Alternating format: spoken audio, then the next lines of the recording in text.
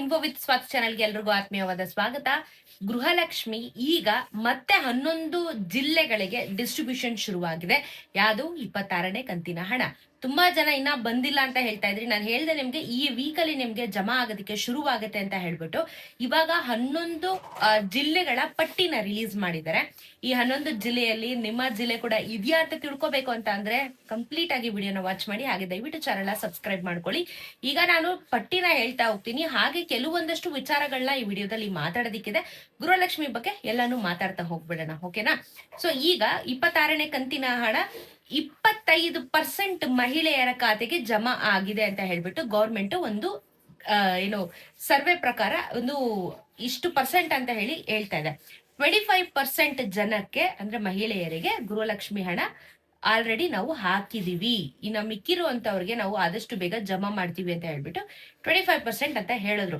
Last week release ಆಗಿರೋದು, actually 26th last week release ಆಗಿ ಈ ವಾರ ಕೂಡ ಕಂಟಿನ್ಯೂಸ್ ಆಗಿ ಬರೋದಕ್ಕೆ ಶುರುವಾಗುತ್ತೆ. ಎವ್ರಿ ಟೈಮ್ ಹೇಳೋ ಹಾಗೆ ಹಂತವಾಗಿ ಅಂತ ಹೇಳಿದಾಗ ಅದಕ್ಕೆ ಡಿವೈಡ್ ಮಾಡ್ಕೊಂಡು ಒಂದೇ ಸತಿಗೆ ಯಾರು ಕೋಟ್ಯಾಂತರ ರೂಪಾಯಿನ ರಿಲೀಸ್ ಮಾಡಲ್ಲ. ಅದನ್ನ ಅವರು ಸ್ಪ್ಲಿಟ್ ಮಾಡ್ಕೊಂಡು ನಂತರ ನಿಮ್ಮ ಖಾತೆಗಳಿಗೆ ಹಾಕೋದ್ರಿಂದ ಸ್ವಲ್ಪ ತಡ ಆಗುತ್ತೆ. ಸೊ ಹಾಗಾಗಿ ಈಗ ಲಾಸ್ಟ್ ವೀಕ್ ಎಲ್ಲ ತುಂಬಾ ಒಂದು 4-5 ಜಿಲ್ಲೆಗೆ ಮಾತ್ರ ಟಾರ್ಗೆಟ್ ಮಾಡಿದ್ರು. ಆದ್ರೆ ಈ ಬಾರಿ 11 ಜಿಲ್ಲೆಗಳಿಗೆ ಈ ವಾರ ಕಂಪ್ಲೀಟ್ ಆಗಿ ಈ ಜಿಲ್ಲೆಗಳಿಗೆ ಹಣನ ನಾವು ರಿಲೀಸ್ ಮಾಡ್ತೀವಿ ಅಂತ ಹೇಳ್ಬಿಟ್ಟು ಒಂದು ಪಟ್ಟಿನ ಕೊಟ್ಟಿದ್ದಾರೆ. ಯಾವ ಯಾವ ಜಿಲ್ಲೆ ಅಂತ ನೋಡೋದಾದ್ರೆ ನಾವು ಬಾಗಲಕೋಟೆ ಕಡೆ ಬರ್ತಾ ಇದೆ, ಕೊಪ್ಪಳ, ಚಿಕ್ಕಬಳ್ಳಾಪುರ, ಬೆಂಗಳೂರು ದಕ್ಷಿಣ, ಬೆಂಗಳೂರು ಸಿಟಿ, ಮೈಸೂರು, ಕೋಲಾರ, ದಾವಣಗೆರೆ, ರಾಮನಗರ, ಉತ್ತರ ಕನ್ನಡ, ಚಿತ್ರದುರ್ಗ, ಕಲಬುರಗಿ. ಇಷ್ಟು ಜಿಲ್ಲೆಗಳಿಗೆ ಈಗ ಪಟ್ಟಿಯಲ್ಲಿ ಈ ವಾರ ಕಂಪ್ಲೀಟ್ ಆಗಿ ನಾವು ರಿಲೀಸ್ ಮಾಡ್ತಾ ಇದೀವಿ ಅಂತ ಹೇಳ್ಬಿಟ್ಟು 11 ಜಿಲ್ಲೆಗಳ ಪಟ್ಟಿನ ಕೊಟ್ಟಿದ್ದಾರೆ. ಸೊ ಇವಾಗ ಆಲ್ಮೋಸ್ಟ್ ನೋಡಿ, ಬೆಂಗಳೂರು ಬಂತು, ಮೈಸೂರು ಬಂತು, ಸೊ ಚಿಕ್ಕಮಗಳೂರವರು, ಮಡಿಕೇರಿಯವರು, ಕುಶಾಲನಗರದವರು ಇವಾಗ ನಮ್ಗೆ ಯಾಕೆ ಯಾವಾಗ್ಲೂ ಲೇಟ್ ಆಗಿ ಕೊಡ್ತಾರೆ, ನಮ್ ಪಟ್ಟಿನೇ ನಮ್ ಜಿಲ್ಲೆ ಹೆಸರೇ ಇಲ್ವಲ್ಲ ಪಟ್ಟಿಯಲ್ಲಿ ಅಂತ ಕೇಳ್ಬೋದು. ಬರುತ್ತೆ, ತಲೆ ಕೆಡ್ಸ್ಕೊಬೇಡಿ. ಯಾಕಂದ್ರೆ ಲಾಸ್ಟ್ ವೀಕ್ ನೋಡಿದ್ರೆ ಉತ್ತರ ಕರ್ನಾಟಕಕ್ಕೆ ತುಂಬಾ ಜಾಸ್ತಿ ಫೋಕಸ್ ಮಾಡಿದ್ರು. ಇದಾದ್ಮೇಲೆ ಈ ಬಾರಿ ಸ್ವಲ್ಪ ಅಲ್ಲೂ ಫೋಕಸ್ ಇಟ್ಕೊಂಡು ಬೇರೆ ಕಡೆ ಜಿಲ್ಲೆಗೂ ಡೈವರ್ಟ್ ಆಗಿದ್ದಾರೆ. ಈಗ ಮೈಸೂರು ಬಂತು ಅಂದ್ರೆ ಮಂಡ್ಯ, ಚಾಮರಾಜನಗರ ಈ ಕಡೆ ಎಲ್ಲ ಬರೋದಿಕ್ಕೆ, ಚನ್ನಪಟ್ಟಣ ಎಲ್ಲ, ಮಂಡ್ಯ ಎಲ್ಲ ಶುರುವಾಗುತ್ತೆ ಬರೋದಿಕ್ಕೆ. ಸೊ ಹಂಗೇನೆ ಒಂದು ಕಡೆ ಶುರುವಾಯ್ತು ಅಂತ ಅಂದ್ರೆ ಎಲ್ಲರಿಗೂ ಡಿಸ್ಟ್ರಿಬ್ಯೂಷನ್ ಶುರುವಾಗುತ್ತೆ. ಒಂದೇ ಕಾಲಕ್ಕೆ ಎಲ್ಲಾನು ಆಗಲ್ಲ, ಇಟ್ ವಿಲ್ ಟೇಕ್ ಟೈಮ್. ಅದನ್ನೇ ಹೇಳ್ತಾ ಇರೋದು. ಸೊ ಬರುತ್ತೆ ಈ ವಾರ ಈ 11 ಜಿಲ್ಲೆಗಳಿಗೆ ಟಾರ್ಗೆಟ್ ಇಟ್ಟಿದ್ದಾರೆ. ಸೊ ಬರುತ್ತೆ, ತಲೆ ಕೆಡ್ಸ್ಕೊಳಕ್ ಹೋಗ್ಬಿಡಿ, ಸರಿನಾ? ಸೊ ಇಫ್ ಇನ್ ಕೇಸ್ ಏನಾದ್ರೂ ನಿಮ್ಗೆ ಡಿಬಿಟಿ ಸ್ಟೇಟಸ್ ಅಲ್ಲಿ ಗೊತ್ತಾಗ್ತಾ ಇಲ್ಲ ನಂಗೆ ನೋಡೋದಿಕ್ಕೆ, ಅಥವಾ ನಮ್ಗೆ ಅಮೌಂಟ್ ರಿಸೀವ್ ಆಗಿದೆಯೋ ಏನು ಅಂತ ಗೊತ್ತಾಗ್ತಿಲ್ಲ ಅಂತ ಅಂದ್ರೆ ಒಂದ್ ಕೆಲಸ ಮಾಡಿ, ಬೇಕಾದ್ರೆ ಬ್ಯಾಂಕ್ಗೆ ಹೋಗ್ಬಿಟ್ಟು ಪಾಸ್ಬುಕ್ ನ ಎಂಟ್ರಿ ಮಾಡಿಸ್ಬಿಡಿ. ಪಾಸ್ಬುಕ್ ಎಂಟ್ರಿ ಮಾಡಿಸಿದ್ರೆ ಏನೇನೆಲ್ಲ ಟ್ರಾನ್ಸಾಕ್ಷನ್ಸ್ ಗಳಾಗಿದೆ ಅಂತ ಹೇಳಿ ಗೊತ್ತಾಗುತ್ತೆ. ಗೃಹಲಕ್ಷ್ಮಿ ಹಣನು ಜಮಾ ಆಗಿರೋದು ನಿಮ್ಮ ಪಾಸ್ಬುಕ್ ಅಲ್ಲಿ ಎಂಟ್ರಿ ಆದಾಗ ಓಕೆ ಜಮಾ ಆಗಿದೆ ಅಂತ ಹೇಳಿ ನಿಮ್ಗೂ ಒಂದು ಕನ್ಫರ್ಮೇಶನ್ ಸಿಗುತ್ತೆ. ಸೊ ಹಣ ಅಂತೂ ಜಮಾ ಆಗ್ತಾ ಇದೆ, ಜಮಾ ಆಗ್ತಾ ಇಲ್ಲ ಅಂತ ಯಾರು ಹೇಳ್ತಿಲ್ಲ, ಜಮಾ ಅಂತೂ ಆಗ್ತಾ ಇದೆ. ಬಟ್ ಏನಂದ್ರೆ ಟೈಮ್ ತಗೋತಾ ಇದೆ. ಸೊ ಈ ಟೈಮ್ ತಗೋತಾ ಇರೋದೇ ಪ್ರಾಬ್ಲಮ್ ಆಗ್ತಾ ಇರೋದು. ಸೊ ಬರುತ್ತೆ, ಓಕೆನಾ? ಇಲ್ಲ ಅಂತಂದ್ರೆ ನೀವೇನಾದ್ರೂ ಪೋಸ್ಟ್ ಆಫೀಸ್ ಅಲ್ಲಿ ಅಕೌಂಟ್ ನ ಇಟ್ಟಿದ್ರೆ ಫಸ್ಟ್ ಪ್ರಯಾರಿಟಿ ನಿಮ್ಗಳಿಗಿರುತ್ತೆ. ಫಸ್ಟ್ ನಿಮಗೆ ಅಮೌಂಟ್ ಆಕ್ಚುಲಿ ಬಂದಿರುತ್ತೆ, ಆಮೇಲೆ ಬ್ಯಾಂಕ್ ಗಳಲ್ಲಿ ಅಕೌಂಟ್ ಇಟ್ಟಿರೋರ್ಗೆ ಬಂದಿರುತ್ತೆ. ಬಿಕಾಸ್ ಯಾವಾಗ್ಲೂ ಫಸ್ಟ್ ಪ್ರಯಾರಿಟಿ ಅವತ್ತಿಂದ ಗೃಹಲಕ್ಷ್ಮಿ ಶುರುವಾದಾಗಿಂದನೂ ಪೋಸ್ಟ್ ಆಫೀಸ್ ಅಲ್ಲಿರೋ ಮಹಿಳೆಯರಿಗೆ ಜಾಸ್ತಿ ಬೇಗ ದುಡ್ಡು ಬರೋದು. ಅಂಡ್ ಅವ್ರಿಗೆ ಯಾವ್ದೇ ರೀತಿ ಇದುವರೆಗೂ ತೊಂದರೆಗಳೇ ಆಗ್ಲಿಲ್ಲ, ಆರಾಮಾಗಿ ಅವ್ರಿಗೆ ಹಣ ಬರ್ತಿದೆ. ತೊಂದರೆ ಆಗ್ತಿರೋದು ಕೆಲವೊಂದಷ್ಟು ಬ್ಯಾಂಕ್ ಗಳಲ್ಲಿ. ಯಾಕಂದ್ರೆ ಕೆಲವು ಬ್ಯಾಂಕ್ ಗಳು ಸರ್ವರ್ ಡೌನ್ ಇರುತ್ತೆ, ಅಥವಾ ಅವ್ರದ್ದು ಇಂಟರ್ನೆಟ್ ಬ್ಯಾಂಕಿಂಗ್ ಗಳಿರಲ್ಲ, ಒಂದೊಂದ್ಸತಿ SMS ಗಳು ಬರಲ್ಲ, ಏನು ಅಂತಾನೆ ಗೊತ್ತಾಗಲ್ಲ ಜನಕ್ಕೆ. ಹಾಗಾಗಿ ಇಷ್ಟು ಸಮಸ್ಯೆ ಬರುತ್ತೆ. ಈ ವಾರ ಈ 11 ಜಿಲ್ಲೆಗಳಿಗೆ ಬರ್ತಾ ಇದೆ, ತಲೆ ಕೆಡ್ಸ್ಕೊಳಕ್ ಹೋಗ್ಬೇಡಿ, ಓಕೆನಾ? ಈಗ ಕೆಲವೊಂದಷ್ಟು ಕಮೆಂಟ್ಸ್ ಗಳಿಗೆ ರಿಪ್ಲೈ ಮಾಡೋಣ. ಬಿಕಾಸ್ ತುಂಬಾ ಇಂಪಾರ್ಟೆಂಟ್ ಆಗಿರುವಂತ ಬರೀ ಈ GST ಮತ್ತೆ IT ಗಳ ಬಗ್ಗೆ ತುಂಬಾ ಕೇಳ್ತಾ ಇದಾರೆ. ಸೊ ನಾನು ಅದ್ರ ಬಗ್ಗೆ ಹೇಳ್ಬಿಡ್ತೀನಿ. ಯಾರೋ ಹಾಕಿದರೆ, if you file IT returns without paying tax the card will be cancelled ಅಂತ ಕೇಳ್ಬಿಟ್ಟು ಕ್ವಶನ್ ಹಾಕಿದ್ದಾರೆ. ಅಂದ್ರೆ ಇದ ಅರ್ಥ ಏನು ಅಂತ ಅಂದ್ರೆ, ಈಗ ನಮ್ಮ ಒಂದು ಏನು ಸ್ಲ್ಯಾಬ್ ಇರುತ್ತೆ, ಈ 12 lakhs ಒಳಗಡೆ ನಾವೇನಾದ್ರೂ ದುಡಿದ್ರೆ ನಮ್ಗೆ ಏನ್ ಟ್ಯಾಕ್ಸ್ ಕಟ್ಟೋದೇನಿಲ್ಲ. ಬಟ್ IT ಫೈಲ್ ಮಾಡ್ಬೇಕಾಗತ್ತೆ, ಫೈಲ್ ಮಾಡ್ಬೇಕು, ಬಟ್ ಟ್ಯಾಕ್ಸ್ ಪೇ ನಾವು ಮಾಡೋ ಹಾಗಿಲ್ಲ. ಸೊ ಏನಾಗುತ್ತೆ, ಈ ತರದವ್ರಿಗೂ ಗೃಹಲಕ್ಷ್ಮಿ ಹಣ ಕ್ಯಾನ್ಸಲ್ ಆಗುತ್ತೆ. ನಾವು ಟ್ಯಾಕ್ಸ್ ಪೇ ಮಾಡಲ್ಲ, ಬಟ್ ಫೈಲ್ ಮಾಡ್ತೀವಿ. ಇದೆರಡಕ್ಕೂ ವ್ಯತ್ಯಾಸ ಇದೆ. ಟ್ಯಾಕ್ಸ್ ಪೇ ಮಾಡೋರ್ಗು ಬರೀ ಖಾಲಿ ಫೈಲ್ ಮಾಡೋರ್ಗು ವ್ಯತ್ಯಾಸ ಇರೋದ. ಸೊ ಇವಾಗ ನಮ್ಗೇನು ಅಷ್ಟೊಂದು ಇನ್ಕಮ್ ಇರಲ್ಲ, ಬಟ್ ಏನೋ ಒಂದು end of the day documents ಬೇಕು. ಇವಾಗ ಏನೋ ಒಂದು ಪ್ರಾಪರ್ಟಿ ಪರ್ಚೇಸ್ ಮಾಡ್ತೀನಿ, ಅದಾದ್ರೆ ಫಾರಿನ್ ಕಂಟ್ರಿ ಟ್ರಿಪ್ ಹೋಗ್ತೀನಿ ಅಂತಂದ್ರೆ IT ರಿಟರ್ನ್ಸ್ ನ ಕೇಳ್ತಾರೆ. ಆ ಟೈಮಲ್ಲಿ ನಮ್ಗೆ ಆ ಒಂದು ಡಾಕ್ಯುಮೆಂಟೇಶನ್ಸ್ ಬೇಕಾಗುತ್ತೆ. ಅದಕ್ಕೆ ಏನ್ ಮಾಡ್ತಾರೆ ಜನ, ಬ್ಯಾಕಪ್ ಅಲ್ಲಿ IT ಫೈಲ್ಸ್ ನ ಮಾಡ್ತಾ ಇರ್ತಾರೆ. ಆದ್ರೆ IT ರಿಟರ್ನ್ ಅವ್ರಿಗೆ ಏನು ಬರ್ತಾ ಇರಲ್ಲ, ಅಥವಾ ಅವ್ರು ಏನು IT ಕಟ್ತಾ ಇರಲ್ಲ, ಬಟ್ ಫೈಲ್ ಮಾಡ್ತಾರೆ. ಓಕೆ, ನಾವು ವರ್ಷಕ್ಕೆ ಇಷ್ಟು ಟ್ರಾನ್ಸಾಕ್ಷನ್ ಆಗಿದೆ, ಓಕೆ ಒಂದು ಡಾಕ್ಯುಮೆಂಟ್ಸ್ ಇರ್ಲಿ ನನ್ನ ಹತ್ರ ಅಂತ ಹೇಳ್ಬಿಟ್ಟು, ಓಕೆನಾ? ಸೊ ಇಂಥವ್ರಿಗೆ ಗೃಹಲಕ್ಷ್ಮಿ ಹಣ ಕ್ಯಾನ್ಸಲ್ ಆಗುತ್ತಾ ಅಂತ ಕೇಳಿದ್ರೆ ಖಂಡಿತ ಆಗುತ್ತೆ, ನಿಮ್ಗೆ ಹಣ ಬರೋದಿಲ್ಲ. ಯಾಕೆ ಅಂತ ಕೇಳಿದ್ರೆ, ನೀವು ಅಮೌಂಟ್ ನ ಅಂದ್ರೆ ಗೃಹಲಕ್ಷ್ಮಿಯವ್ರ ಪ್ರಕಾರ IT ರೂಲ್ಸೇ ಬೇರೆ ಇರುತ್ತೆ. ಈ ಗೃಹಲಕ್ಷ್ಮಿಯವ್ರ ಪ್ರಕಾರ ಏನು ಅಂತಂದ್ರೆ, IT ಫೈಲ್ ಮಾಡಿದ್ರು ನಿಮ್ಮನ್ನ ಬ್ಲಾಕ್ ಲಿಸ್ಟ್ ಹಾಕ್ತಾರೆ.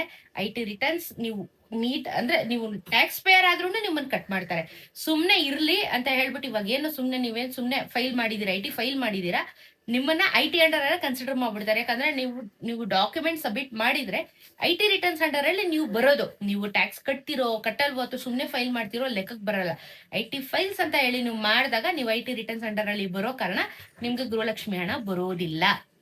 ಓಕೆನಾ? ಸೊ ಬೇಜಾರ್ ಮಾಡ್ಕೋಬೇಡಿ, ಗೃಹಲಕ್ಷ್ಮಿ ಹಣ ಬರಲ್ಲ. ನಿಮ್ಮನ್ನು IT ಫೈಲ್ ಅಂತ ಹೇಳಿ ಲಿಸ್ಟ್ ಅಲ್ಲಿ ಹಾಕಿರ್ತಾರೆ.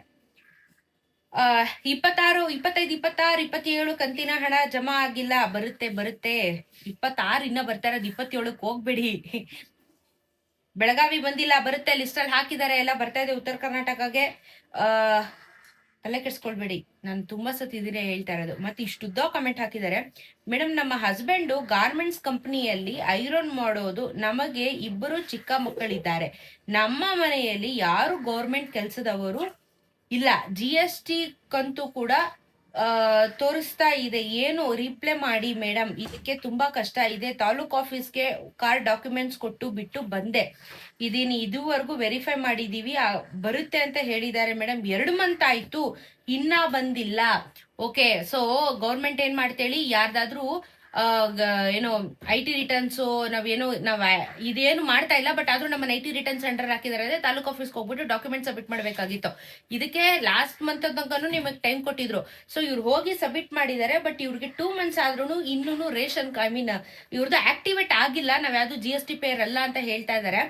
2 ಮಂತ್ಸ್ ಆದ್ರೂ ಇನ್ನ ಬಂದಿಲ್ಲ ಅಂತ ಹೇಳ್ತಾ ಇದಾರೆ. ನೀವು ಏನ್ ಮಾಡಿ ಅಂತ ಅಂದ್ರೆ ಸಿಂಪಲ್ ಆಹಾರ ಇಲಾಖೆಗೆ ಭೇಟಿ ನೀಡಿ. ಯಾಕಂದ್ರೆ ನೀವು ತಾಲೂಕ್ ಆಫೀಸಿಗೆ ಹೋಗಿ 2 ಮಂತ್ಸ್ ಇಂದ ಫಾಲೋ ಅಪ್ ಮಾಡ್ತಾ ಇದ್ರು ಇನ್ನೂ ಬಂದಿಲ್ಲ ಅಂತ ಅಂದ್ರೆ ನೀವು ಆಹಾರ ಇಲಾಖೆಗೆ ಹೋಗ್ಬಿಟ್ಟು ಅಪ್ಲಿಕೇಶನ್ ನಂಬರ್ ಏನಿರುತ್ತೆ, ನಿಮ್ದು ನಂಬರ್ ಏನಿರುತ್ತಲ್ಲ ರಿಜಿಸ್ಟರ್ ಆಗಿರೋದು, ಅದನ್ನ ತಗೊಂಡೋಗ್ಬಿಟ್ಟು ಅವರಿಗೆ ತೋರಿಸಿ, ಅವ್ರೇನಾದ್ರೂ ಅಲ್ಲಿ ಆಹಾರ ಇಲಾಖೆಯವರು ಏನಾದ್ರೂ ಕ್ರಾಸ್ ಚೆಕ್ ಮಾಡಿ ರೇಷನ್ ಕಾರ್ಡ್ ನ ನಿಮ್ಗೆ ಮತ್ತೆ ಆಕ್ಟಿವೇಟ್ ಮಾಡಿ ಗೃಹಲಕ್ಷ್ಮಿ ಹಣ ಬರೋ ತರ ಮಾಡಬಹುದು, ಚಾನ್ಸಸ್ ಇದೆ. ಹಾಗಾಗಿ ನೀವು ಆಹಾರ ಇಲಾಖೆಗೆ ಒಂದ್ಸಲಿ ಭೇಟಿ ನೀಡಿ. ಇಲ್ಲಾಂದ್ರೆ 181 ನಿಮ್ಮ ಸಹಾಯವಾಣಿ ಇರುತ್ತೆ, 181 ಇದಕ್ಕೂ ಕಾಲ್ ಮಾಡಬಹುದು, ಕ್ರಾಸ್ ವೆರಿಫಿಕೇಶನ್ ಮಾಡಬಹುದು ಏನಾಗಿದೆ ನಮ್ಮ ಅಮೌಂಟ್ ಅಂತ ಹೇಳ್ಬಿಟ್ಟು. ಓಕೆನಾ? ಸೊ ಇನ್ನೊಂದು ಕಮೆಂಟ್ ಬಂದಿದೆ, ನಾನು ನನ್ನ ಹಸ್ಬೆಂಡ್ ಬೇರೆ ಆಗಿದ್ವಿ, 5 ವರ್ಷ ಆಯ್ತು, ಆದ್ರೆ ನಂಗೆ ಗೃಹಲಕ್ಷ್ಮಿ ಹಣ GST ಪೇಯರ್ ಅಂತ ಹೇಳ್ಬಿಟ್ಟು ಕ್ಯಾನ್ಸಲ್ ಮಾಡಿದ್ದಾರೆ ಅಂತ ಹೇಳ್ಬಿಟ್ಟು ಕಮೆಂಟ್ ಹಾಕಿದ್ದಾರೆ. ನೀವೇನ್ ಮಾಡ್ಬೇಕು ಅಂತ ಅಂದ್ರೆ, ಇವಾಗ ನೋಡಿ, ನೀವು ಸಪರೇಟ್ ಆಗಿದ್ದೀರಾ ಅಂದ್ರೆ fine, it is fine. But ಏನಂದ್ರೆ ರೇಷನ್ ಕಾರ್ಡ್ ಅಲ್ಲಿ ನಿಮ್ ಹಸ್ಬೆಂಡ್ ಹೆಸರು ಇರುತ್ತೆ, ಕರೆಕ್ಟ್ ಅಲ್ವಾ? ನೀವು ಡಾಕ್ಯುಮೆಂಟ್ಸ್ ನ ಅನ್ಲೆಸ್ ಅಂಡ್ ಅಂಟಿಲ್ ಗೌರ್ಮೆಂಟ್ ಹೋಗ್ಬಿಟ್ಟು ಇಲ್ಲ ನಾವ್ ಈ ತರ ಸಪರೇಟ್ ಆಗಿದೀವಿ ಅಂತ ಹೇಳಿ ನಿಮ್ಮ ಡಿವೋರ್ಸ್ ಪೇಪರ್ಸ್ ಗಳನ್ನ ಗೌರ್ಮೆಂಟ್ ಸಬ್ಮಿಟ್ ಮಾಡಿದ್ರೆ ರೇಷನ್ ಕಾರ್ಡ್ ಇಂದ ನಿಮ್ ಹೆಸರನ್ನ ತೆಗಿತಾರೆ. ನೀವೇನು ಸಬ್ಮಿಟ್ ಮಾಡಿಲ್ಲ ಅಂತ ಅಂದ್ರೆ ಅದೇ ರೇಷನ್ ಕಾರ್ಡ್ ಕಂಟಿನ್ಯೂ ಆಗ್ತಾ ಇರುತ್ತೆ. ಆ ರೇಷನ್ ಕಾರ್ಡ್ ಅಲ್ಲಿ ನಿಮ್ ಹಸ್ಬೆಂಡ್ ಹೆಸರು ಇರೋ ಕಾರಣ, ಅವ್ರ GST ಪೇರ್ ಆಗಿರೋ ಕಾರಣ ನಿಮಗೆ ಹಣ ಬರೋದು ಕಟ್ ಆಗಿರುತ್ತೆ. ಸಿಂಪಲ್ ಇದು. ಓಕೆನಾ? ನೀವೇನ್ ಮಾಡ್ಬೋದು ಅಂತ ಅಂದ್ರೆ, ನಿಮ್ಮ ಡಿವೋರ್ಸ್ ಪೇಪರ್ಸ್ ಏನಿದೆ ಲೀಗಲ್ ಆಗಿ ಅದನ್ನ ತಗೊಂಡ್ ಹೋಗ್ಬಿಟ್ಟು ತಾಲೂಕ್ ಆಫೀಸ್ ಅಲ್ಲಿ ಹೇಳಿ, ಇಲ್ಲ ನಾವ್ ರೇಷನ್ ಕಾರ್ಡ್ ಅಲ್ಲಿ ಇಲ್ಲ, ನಾವ್ ಸಪರೇಟ್ ಆಗಿದೀವಿ, ಈ ತರ ಹಿಂಗೆ ತಗೊಳ್ಳಿ ಡಾಕ್ಯುಮೆಂಟ್ಸ್ ಅಂತ ಹೇಳ್ಬಿಟ್ಟು ಮಾಡಿ, ಆಮೇಲೆ ನೀವು ಹೊಸದಾಗಿ ರೇಷನ್ ಕಾರ್ಡ್ ಗೆ ಇಂಡಿಪೆಂಡೆಂಟ್ ಆಗಿ ಅಪ್ಲೈ ಮಾಡ್ಬೇಕಾಗತ್ತೆ. ಸೊ ಸಪರೇಟ್ ಆಗಿ ಅವ್ರು ಸಪರೇಟ್ ಆಗ್ತಾರೆ, ನೀವು ಸಪರೇಟ್ ಆಗೋ ಕಾರಣ ಹೊಸದಾಗಿ ರೇಷನ್ ಕಾರ್ಡ್ ನ ನೀವು ಅಪ್ಲೈ ಮಾಡ್ಬೇಕಾಗತ್ತೆ. ಸೊ ಈ ಹೊಸದಾಗಿ ರೇಷನ್ ಕಾರ್ಡ್ ಅಪ್ಲೈ ಮಾಡೋದಕ್ಕೆ ಇನ್ನೂ ಕಾಲಾವಕಾಶ ಬಂದಿಲ್ಲ ಅಥವಾ ಓಪನ್ ಆಗಿಲ್ಲ ಅಪ್ಲಿಕೇಶನ್ಸ್ ಹಾಕ್ಲಿಕ್ಕೆ. ಸೊ ಅಪ್ಲಿಕೇಶನ್ ಹಾಕಕ್ಕೆ ರೆಡಿ ಆದಾಗ ರೇಷನ್ ಕಾರ್ಡ್ ಅವಾಗ ನೀವು ಹೋಗ್ಬಿಟ್ಟು ಅಪ್ಲಿಕೇಶನ್ ಹಾಕಿ ಇಂಡಿಪೆಂಡೆಂಟ್ ಅಂತ ಹೇಳ್ಬಿಟ್ಟು ನೀವು ರೇಷನ್ ಕಾರ್ಡ್ ನ ಹಾಕೋಬಹುದು. ಸೊ ನೀವು ಫಸ್ಟ್ ಏನ್ ಮಾಡ್ಬೇಕು, ಹೋಗ್ಬಿಟ್ಟು ರೇಷನ್ ಕಾರ್ಡ್ ಅಲ್ಲಿ ಫಸ್ಟ್ ನಿಮ್ ಹೆಸರನ್ನ ತೆಗೆಸ್ಬಿಟ್ಟು ಅದನ್ನ ನೀವು ಹೊಸ ರೇಷನ್ ಕಾರ್ಡ್ ಅಪ್ಲೈ ಮಾಡಿ ಆಮೇಲೆ ಗೃಹಲಕ್ಷ್ಮಿ ಹಣಕ್ಕೆ ಬರಬೇಕು. ಸೊ ಇದು ಮತ್ತೆ ಫಸ್ಟ್ ಇಂದ ಶುರುವಾಗುತ್ತೆ ನಿಮ್ಮ ಒಂದು ಸೈಕಲ್. ಅಲ್ಲಿ ತೆಗೆದುಬಿಟ್ರು, ಫಾರ್ ಎಕ್ಸಾಂಪಲ್ ನಿಮ್ಗೆ ಹೇಳೋದು ಏನೋ, ಮನೆ ಮುಖ್ಯಸ್ಥರ ಹೆಸರು ನಿಮ್ ಹೆಸರಲ್ಲಿ ಏನಾದ್ರು ಇತ್ತು ಅಂತ ಅಂದ್ರೆ ಯುಟಿಲೈಸ್ ಮಾಡ್ಕೋಬಹುದು. ಇಲ್ಲ ನಮ್ಮ ಹಸ್ಬೆಂಡ್ ಹೆಸರಲ್ಲಿದೆ, ನಾನು ಅವ್ರ ಅಂಡರ್ ಅಲ್ಲಿ ಬರ್ತೀನಿ ಅಂತ ಅಂದ್ರೆ ನಿಮ್ಗೆ ಗೃಹಲಕ್ಷ್ಮಿ ಹಣ ಬರಲ್ಲ. ಯಾಕಂದ್ರೆ ಮಹಿಳೆಯರ ಹೆಸರು ಮುಖ್ಯಸ್ಥರ ಹೆಸರಲ್ಲಿ ಇರ್ಬೇಕು. ಸೊ ನಿಮ್ ಹೆಸರು ಏನಾದ್ರು ಅವ್ರ ಅಂಡರ್ ಅಲ್ಲಿ ಇದ್ರೆ ಆಗಲ್ಲ. ಸೊ ಸಪರೇಟ್ ಆಗಿ ಮಾಡಿಸ್ಕೋಬೇಕು. ಅವ್ರ ಅಂಡರ್ ಅಲ್ಲಿ ಇಲ್ಲ, ನನ್ನ ಹೆಸರಲ್ಲಿ ಅವ್ರು ಇದಾರೆ ಅಂತ ಅಂದ್ರೆ ಡಿವೋರ್ಸ್ ಪೇಪರ್ಸ್ ನ ಸಬ್ಮಿಟ್ ಮಾಡ್ಬಿಟ್ಟು ಡಾಕ್ಯುಮೆಂಟ್ಸ್ ನ ಕೊಟ್ಬಿಟ್ಟು ತಾಲೂಕ್ ಆಫೀಸಲ್ಲಿ ಕ್ಲಿಯರ್ ಮಾಡಿಸ್ಕೊಂಡು ನೀವು ಅಂತರ ಮಾಡಿಸ್ಕೊಂಡು ಹೋಗ್ಬೋದು. ಇಲ್ಲ ನಾನು ಸಪರೇಟ್, ನಾನು ಯಾವ್ದು GST ಪೇಯರ್ ಅಲ್ಲ, ಟ್ಯಾಕ್ಸ್ ಪೇಯರ್ ಅಲ್ಲ ಅಂತ ಹೇಳ್ಬಿಟ್ಟು ನಿಮಗೆ ಆಪ್ಷನ್ ಇದೆ. ಸೊ ಈ ರೀತಿ ನೀವು ಆಲ್ಟ್ರೇಷನ್ ನ ಮಾಡಿಸ್ಕೋಬಹುದು. ಇಲ್ಲ ಅಂದ್ರೆ ಹೊಸ ರೇಷನ್ ಕಾರ್ಡ್ ಅರ್ಜಿ ಸಲ್ಸೋಕೆ ಪ್ರಾರಂಭ ಆಗೋವಾಗ ವೇಟ್ ಮಾಡ್ಬೇಕಾಗುತ್ತೆ. ಸೊ ನೀವು ಕೇಳಿದ ಪ್ರಶ್ನೆಗೆಲ್ಲ ಉತ್ತರ ಕೊಟ್ಟಿದ್ದೀನಿ. ಅಂಡ್ 11 ಜಿಲ್ಲೆಗಳಿಗೆ ಈ ವಾರ ಕಂಪ್ಲೀಟ್ ಆಗಿ ಗೃಹಲಕ್ಷ್ಮಿ ಹಣ 26ನೇ ಕಂತಿನ ಹಣ ಜಮಾ ಆಗುತ್ತೆ. 27 ಬಗ್ಗೆ ದಯವಿಟ್ಟು ತಲೆ ಕೆಡಿಸ್ಕೋಬೇಡಿ. 27ನೇ ಕಂತಿನ ಹಣದ ಬಗ್ಗೆ ಯಾವುದೇ ರೀತಿಯಾಗಿರುವಂತ ನ್ಯೂಸ್ಗಳಿಲ್ಲ. 26 ಬರೋದ್ರ ಬಗ್ಗೆ ಫೋಕಸ್ ಮಾಡಿ. ಅರ್ಥ ಆಗುತ್ತೆ ಎಲ್ಲರಿಗೂ ಕಮಿಟ್ಮೆಂಟ್, ಬಟ್ ಗೌರ್ಮೆಂಟ್ ಕೊಟ್ಟಿಲ್ಲ. 26 ಮಾತ್ರ ರಿಲೀಸ್ ಆಗಿರೋದು. ಸರಿನಾ? ಏನೇ ಡೌಟ್ ಇದ್ರು ಕಮೆಂಟ್ ಅಲ್ಲಿ ತಿಳಿಸಿ, ಖಂಡಿತ ಉತ್ತರ ಕೊಡ್ತೀನಿ. ಸಿಗೋಣ ಇನ್ನೊಂದಷ್ಟು ವಿಡಿಯೋಲಿ. ನಮಸ್ಕಾರ.